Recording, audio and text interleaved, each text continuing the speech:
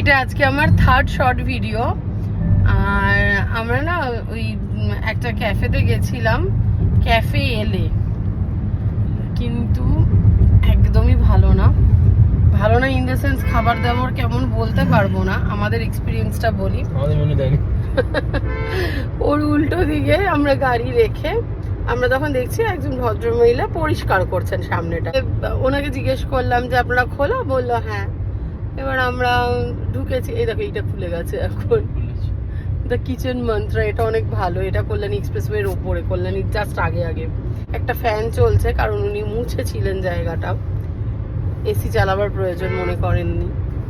তারপর উনি বাইরেই দাঁড়িয়েছেন, আর কেউ কোথাও নেই। পাশে ভেতরে কিচেন বোঝা যাচ্ছে, খুব ছোট জায়গা সেখানে।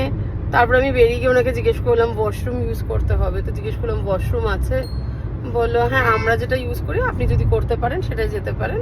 এটা একটা বাড়ির নিচে ভাড়া নিয়ে করা মনে হলো।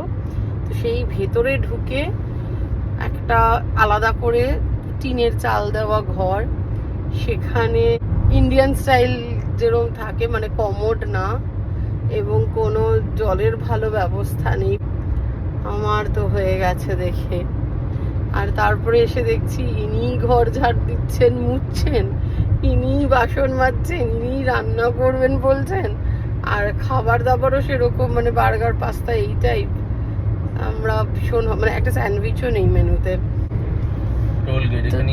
2 কাপ কফি খেয়ে আমরা তো চলে এলাম ITI যে মাঠ, যেখানে কল্যাণীর বড় পুজোটা হয়, ওইখানে আমরা একটা শুভম কি সামথিং, খুব অপরিচ্ছন্ন একটা জায়গা, কিন্তু সেখানে বসেই ধোসা খেলাম দুজনে। আমি খেয়েছি মশলা ধোসা, আর অরবিন্দ খেয়েছে প্লেন বাটার ধোসা।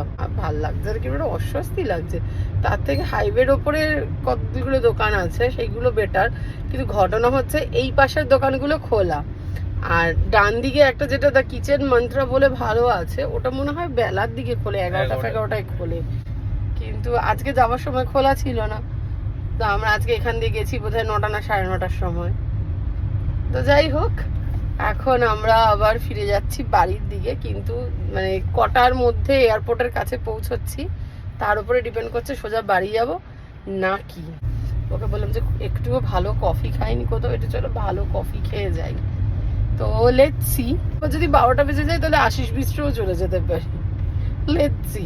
কারণ আমাদের ক্যাফের কফিও ভীষণ ভালো। 12টা বেজে গেলে পরে কেন আমি স্টারবাক্সে পয়সা দেবো, সেক্ষেত্রে আমি আমার ক্যাফেতে পয়সা দিতে পারি। কিন্তু আমি অরবিন্দকে বলেছি আজকে 2টোর আগে বাড়ি ঢুকবো না। থার্ড ভিডিওটা এখানে শেষ করছি।